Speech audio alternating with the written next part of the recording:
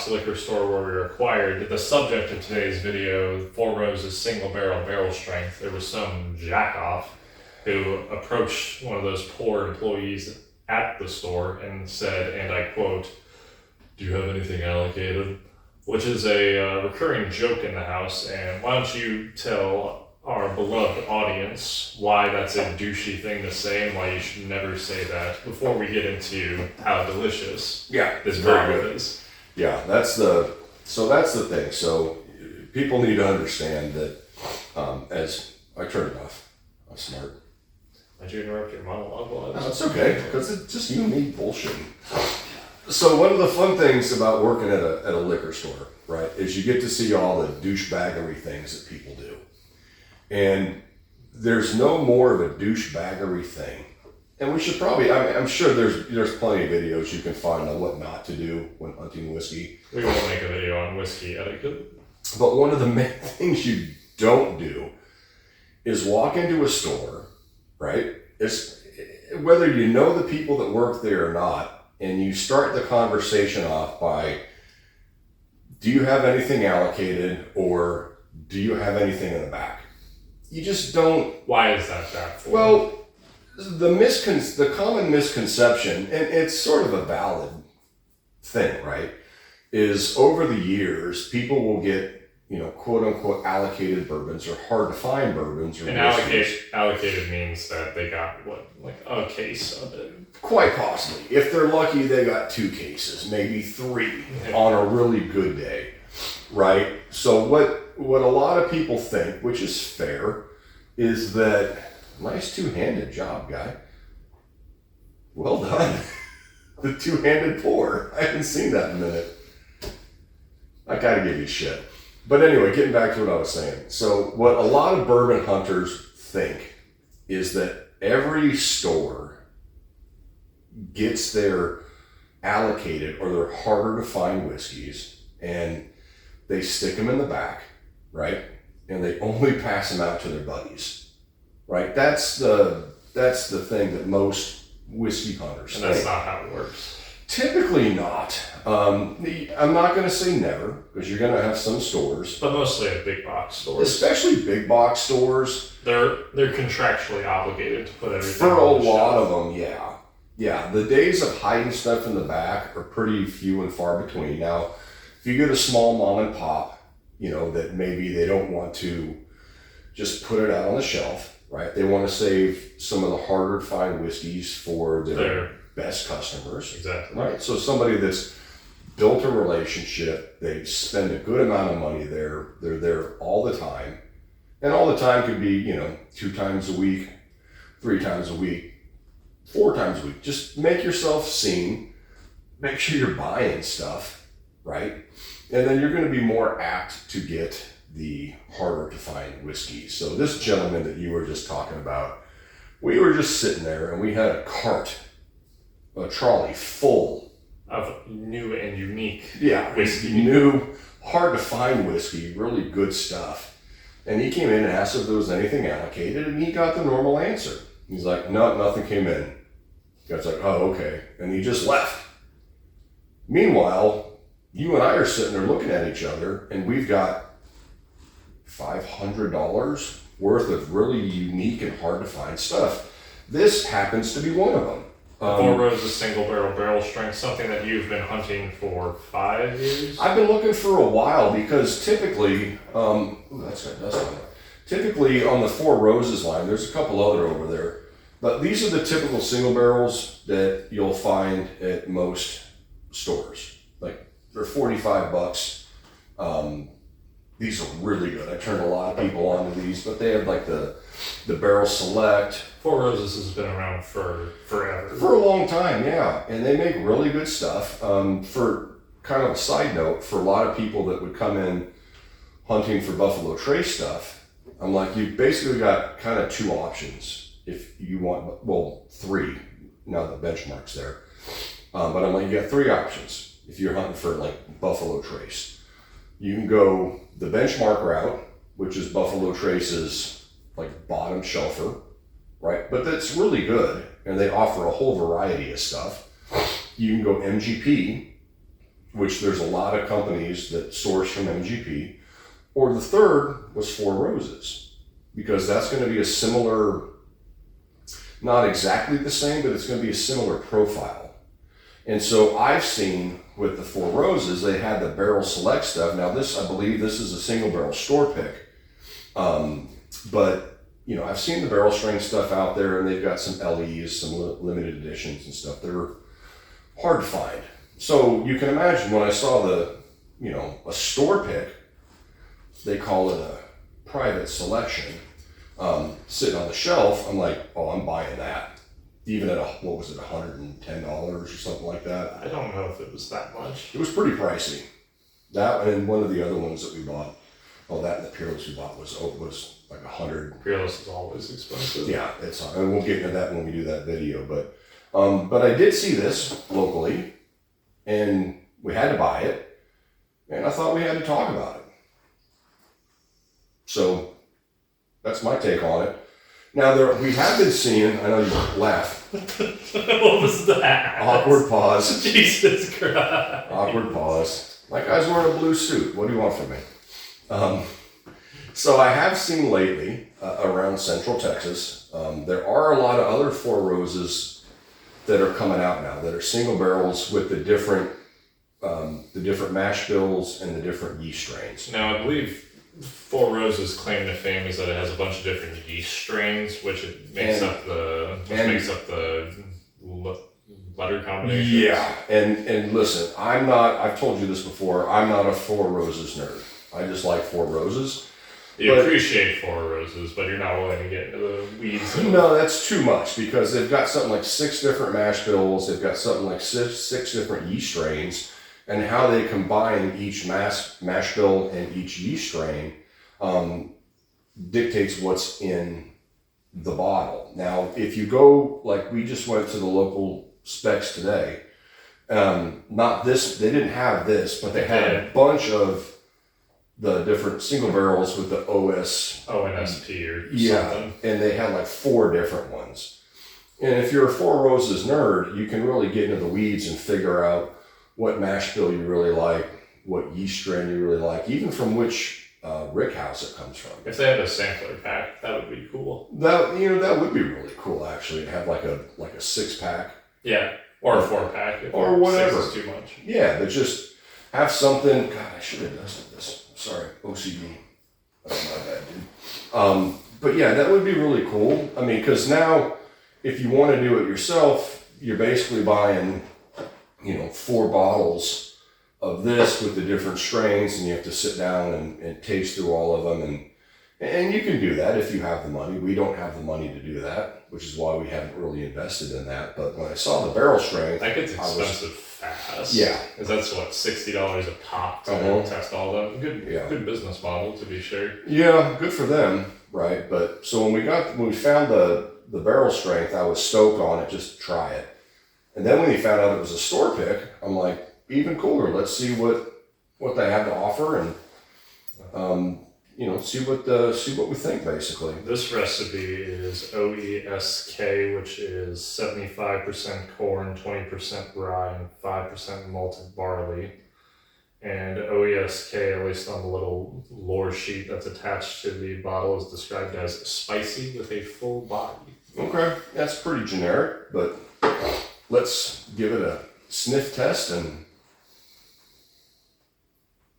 We already drank from it twice. There's no illusion about it. It's good. It's really good. It's sweet like powdered sugar caramel. Leans very heavy on the baking spice. Yeah. I was gonna say powdered sugar caramel with just like a ramped up baking spice. I can't see. 58%. So you do the math on that. Is that 116, almost 117 proof? Yeah. Yeah.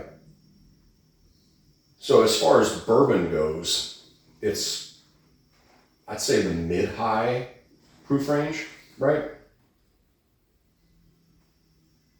But yeah, I would go baking spice, and then with that sugary, like the powdered sugar caramel notes. Yeah, let's give it a taste and actually talk about it instead of just drinking it.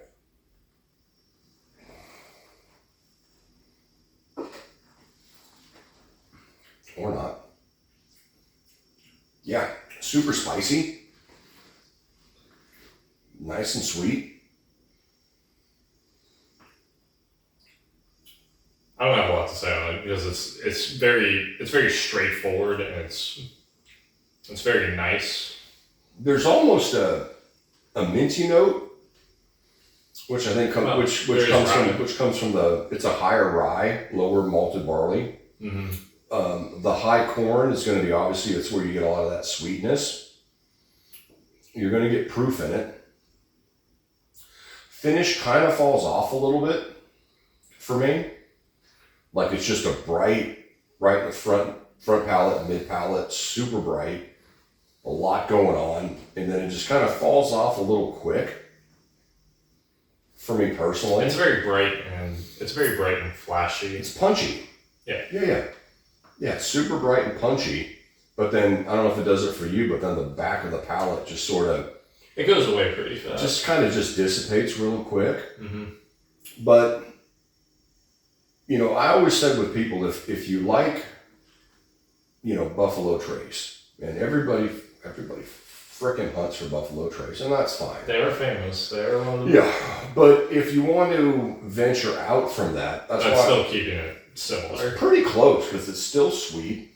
Now the barrel strength is going to be a bit spicier because just because of how much rye is in there, but because of the proof as well. Where I think the single barrels, what are they, 100 proof? Mm-hmm. And Four Roses has a myriad of different offerings, as you mentioned before. Yeah, you can do the barrel select. I think the screw cap is that's usually hovering at $23. Yeah, I used to. Can you see over there? Oh no, it's kind of behind you. Yeah, the small batch select. Small batch select, and then. What about it? Do I have anything else? Nope, that's it. Okay, that's all I invested in, but they have another one below that. I think it's a small batch, and then they have their sort of their entry level line. And I used to tell people, like, if you were going to start, especially if you're sort of like new into Four Roses, kind of skip the 80 proof stuff and go right into the small batch, and then go into the small batch select, and then start getting into the single barrels, right? Because they're all uniquely different. Excuse me. And then if you're going to stay with it, you get all the different, the different mash bills and different yeast strains. And then when you find something at barrel strength, and if you really enjoy it, and if you're a whiskey lover or bourbon lover, I don't know how you don't like Four Roses. It's almost disrespectful because they're such a well-known name in the industry. Yeah, I mean, and some of their LEs, from what I've heard, are phenomenal. This is a limited release, and it is very good, very straightforward, very simple, but it's a very simple whiskey that's very well executed. Yeah, and this is a store pick, so it's not an LE, but it's a store pick, and that's the cool thing about different store picks is that you can see whoever picked it, see what they liked about it and what they don't. Now we don't know the people at Total Wine that picked it, right? But I think they did a good job. And for the price, it's a little expensive, but for somebody like me that's like, I've been looking for a cash strength version of this forever. And it is hard to come by. They don't make a lot of these. Yeah, there's not a ton. Like I said, probably in the last, let's just say it this way. In the last 10 years, I've never seen a barrel strength version sitting on the shelf. I just haven't. So when we saw it, I bought it without even knowing it was a store pick. So if you do see these, and they are around, I mean, I think there were a couple of these left, right? I didn't buy, unlike the other one, I bought the last one. But this one, they had many of them, and it goes back to, sort of ties into what we talked about in the beginning. You don't always have to ask for cool shit.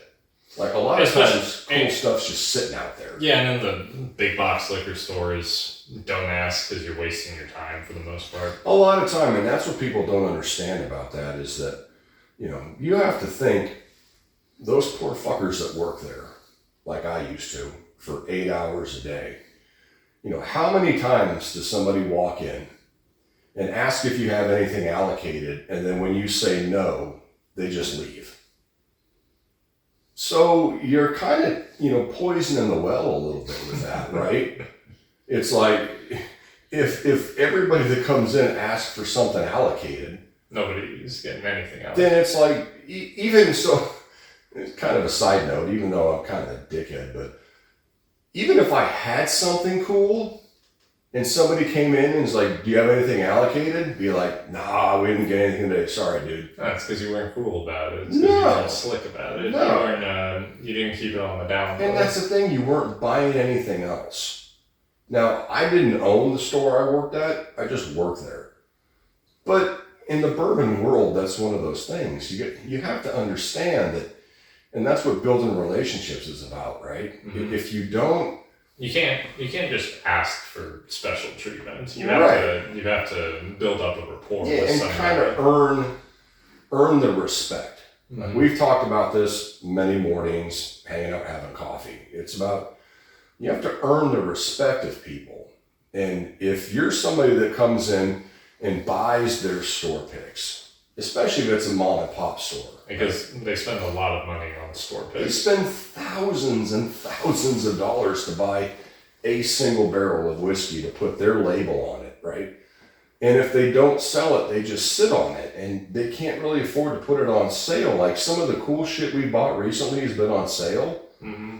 That's because they buy freaking millions of bottles a year. And it's a giant corporation that can justify putting things on sale. They can absorb the costs, right? It's not a big deal. But if it's a smaller mom and pop that are operating on this big of a margin. Right. They're not millionaires. They're not rich. You know, they got payroll, they got rent, electricity, they got all the barrels they buy if they're at least lucky enough to buy them.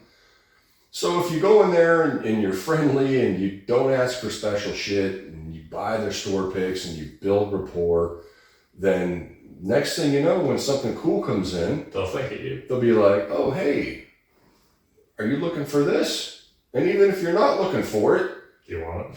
I'm buying it. I've got a $130 bottle of Japanese whiskey down there that our buddy back in Vegas was like, hey, you want this? I'm like, okay.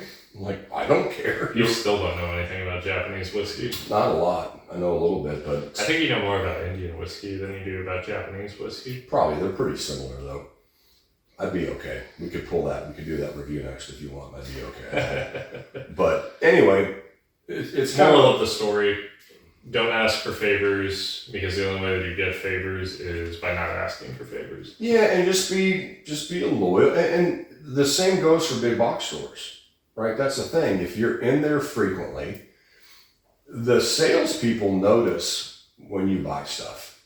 They notice what's in your cart, right? And they're like, oh. And then if you get a chance to talk to them, and if you have any sort of knowledge at all, or if you're curious, you can start having conversations. They're like, oh, this guy's actually, or this gal's actually interested. This guy has chops. Well, he's just like, okay, then maybe it's, maybe when I do get something cool, be like, hey, psst, I got this. If you didn't know. If you didn't know. So it goes back to that guy asking for allocated stuff, and they said no. And he didn't see this right in front of his face. This was sitting in our cart, and it's like, buddy, this is kind of as allocated as it gets. It's a single barrel store pick at barrel strength. It's like, what else do you want? What do you want from me? Yeah. And the only thing more you could ask for is an age statement. Right. And I mean, does it have this? No. Oh, it's 10 years, 1 month. OSE, right, you said it, right? OSE something? Yeah, it does have an age statement. You really could ask for nothing more. Yeah. So it's a 10-year single barrel cast strength store pick. It's pretty much that's a flush right there. Yeah. It's like finding Eagle Rare 10 at cast strength. And people would pay, $500 a bottle. Ridiculous money for that. Right. And we paid $100 a bottle for this. Would you pay $100 a bottle for this again? Yeah, I would do it again. Just because it hits all the notes on bourbon that you could like. Like I said before, it's that cherry, powdered sugar, caramel, super spicy. It's just a really good bottle of whiskey. And I think like I said, we saw it here in Texas, Central Texas, but if you see these popping up, then I would frickin' buy one, if not two, if you can afford it. And be nice to your liquor store employees. Yeah, don't be a douchebag.